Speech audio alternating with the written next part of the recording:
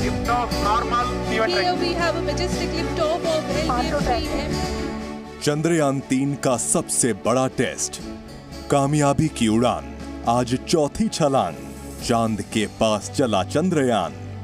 Mission Chandrayaan के लिए आज का दिन बेहद अहम है। धरती की कक्षा में चक्कर लगा रहा चंद्रयान 3 आज धरती की 5वीं कक्षा में प्रवेश करने जा रहा है। दोपहर 2 से 3 बजे के बीच चंद्रयान धरती की चौथी कक्षा से 5वीं कक्षा में प्रवेश करेगा। यानी आज चंद्रयान चौथी बार कक्षा बदलने जा रहा है। आपके लिए चंद्रयान 3 की लॉन्चिंग से लेकर अब तक का सफर जानना जरूरी है। 14 जुलाई को चंद्रयान 3 को दोपहर 2:35 पर श्रीहरिकोटा के सतीश धवन स्पेस सेंटर से छोड़ा गया था। 15 जुलाई को चंद्रयान 3 ने बड़ी छलांग लगाई और वो सफलतापूर्वक पृथ्वी की पहली कक्षा में पहुंच गया। 16 जुलाई को चंद्रयान ने कामयाबी की ओर एक और कदम बढ़ाते हुए पृथ्वी के दूसरे ऑर्बिट में एंट्री ली थी। 18 जुलाई को चंद्रयान ने एक और पड़ाव पार करते हुए तीसरी कक्षा में सफलतापूर्वक प्रवेश किया था। तब चंद्रयान 3 51,400 किलोमीटर गुणा 228 किलोमीटर दूर पृथ्वी की कक्षा में मौजूद था। 20 जुलाई को चंद्रयान ने चांद की ओर एक और कदम बढ़ाते हुए पृथ्वी की चौथी कक्षा में एंट्री की। तब से ये 71,351 किलोमीटर गुणा 233 किलोमीटर की अंडाकार कक्षा में चक्कर लगा रहा है।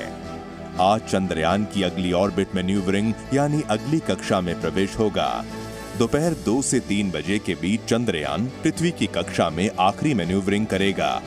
इस मैन्यूवरिंग को बेंगलुरु के ISRO telemetry tracking and command network यानी ISTRAC के वैज्ञानिक अंजाम देंगे। अगर सब कुछ इसी तरह तक कार्यक्रम के मुताबिक चलता रहा तो चंद्रयान 3 31 जुलाई और 1 अगस्त की मध्य रात्रि के बीच पृथ्वी की कक्षा को छोड़कर चांद की ओर बढ़ जाएगा और चांद की कक्षा में चक्कर काटने लगेगा। चंद्रयान कभी अर्थबाउंड ग्रेविटी ऑर्बिट से मून तक जाएगा, ये होगा 1 अगस्त को। 1 August will be the translunar injection going to take place as per the nominal program. So we will have 4 earthbound maneuvers. After that it will have the lunar injection on 1st August. चांद की सतह पर उतरने से पहले चंद्रयान को ठीक वैसी ही मैन्यूवरिंग करनी होगी जैसे वो पृथ्वी की कक्षा में कर रहा है। चंद्रयान 3 को चांद तक पहुंचने के लिए 5 मैन्यूवरिंग करनी होंगी, यानी कि 5 बार चंद्रयान चंद्रमा की कक्षा बदलेगा। इसके बाद ही 23 अगस्त तक चंद्रयान 3 के चंद्रमा की सतह पर लैंडिंग की संभावना है। After that it will be captured in moon. Then it will become our orbit propulsion module, lander module separation will happen on 17th of August. So final powered descent and landing is currently planned on 23rd August at 5:47 Indian Standard Time evening. So that is a current, everything goes normal from today to landing, that is the schedule. Chandrayaan 3 का lander module 23 अगस्त को चांद की धरती पर उतरने की संभावना है और यही मिशन चंद्रयान का सबसे जोखिम भरा फेज है। 23 अगस्त को चंद्रमा के दक्षिण ध्रुव पर विक्रम लैंडर की सॉफ्ट लैंडिंग कराई जाएगी। सॉफ्ट लैंडिंग यानी पूरे नियंत्रण के साथ सतह पर सुरक्षित उतरना। अगर दक्षिण ध्रुव पर चंद्रयान के लैंडर की कामयाब सॉफ्ट लैंडिंग हो जाती है तो भारत चांद के दक्षिण ध्रुव पर पहुंचने वाला पहला देश बन जाएगा। ये लैंडिंग इसलिए भी खास है क्योंकि आज तक किसी देश ने मून मिशन की ये लैंडिंग नहीं की है। अब तक चांद पर मिशन भेज चुके 3 देश रूस, अमेरिका और चीन ने चांद के दूसरे हिस्सों में लैंडिंग की है। We were trying to target a landing on a particular spot at closer to the south pole, that is 70 degrees to the south pole. And in that doing so, we face certain challenges. अगर चंद्रयान 3 के budget की बात करें तो इसमें करीब 615 करोड़ रुपए खर्च किए गए हैं। इसरो के मुताबिक चंद्रयान मिशन के 3 अहम लक्ष्य हैं। पहला और सबसे अहम लक्ष्य चंद्रयान 3 के लैंडर की चांद की सतह पर सुरक्षित और सॉफ्ट लैंडिंग कराना। दूसरा लक्ष्य चंद्रयान के रोवर को चांद की सतह पर चलाकर दिखाना है और अंतिम लक्ष्य चांद पर वैज्ञानिक परीक्षण करना है। चंद्रयान 3 में चंद्रयान 2 की तरह एक लैंडर और एक रोवर मौजूद है। लैंडर यानी वो अंतरिक्ष यान जिसे चांद की सतह पर सॉफ्ट लैंडिंग करवानी है, और रोवर वो अंतरिक्ष यान है जो चांद की सतह पर वॉक करेगा। जैसे कि चंद्रयान 3 चांद की सतह पर पहुंचेगा, लैंडर और रोवर एक लूनर डे यानी धरती के 14 दिन के बराबर समय में सक्रिय हो जाएंगे। Wanted to know about the issues that we faced during Chandrayaan 2 and how we are circumvented or solved those issues in Chandrayaan 3. Right. See, Chandrayaan 2 was hugely very good until its last phase of its landing, where we could not achieve the soft landing. It landed with a higher velocity, so that we call it as crash landing. So if you look at the overall scheme of things, of reaching up to the moon, I think we have perfected it already. We have done it one time in Chandrayaan 1, second time in Chandrayaan 2, also did it in Mars orbiter mission, so there is no ambiguity. चांद पर किसी भी अंतरिक्ष यान की दो तरीके से ही लैंडिंग हो सकती है।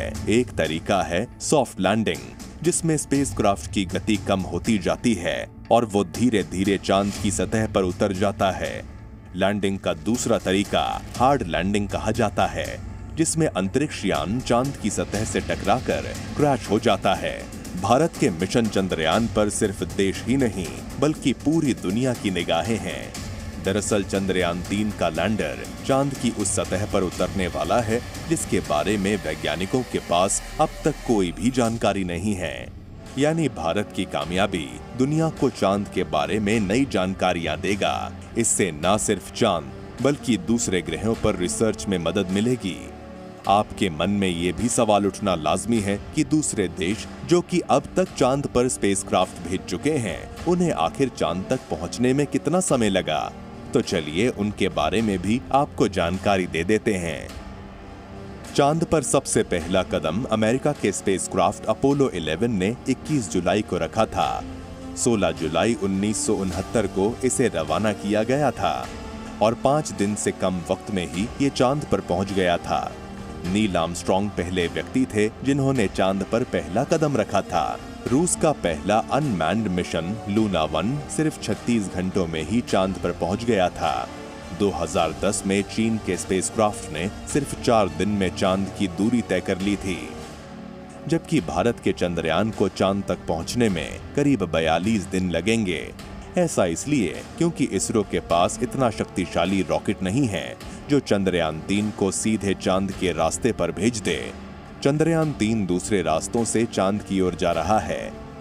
धरती की अलग अलग कक्षाओं और इंजन बर्न्स का इस्तेमाल करके चंद्रयान 3 की गति बढ़ाई जानी है। इंजन बर्न्स के जरिए चंद्रयान 3 को ऐसी ट्रैजेक्टरी पर डालने की कोशिश की जाएगी जो चांद की कक्षा से टकराती हो और फिर से चांद की कक्षा में छोड़ा जा सके।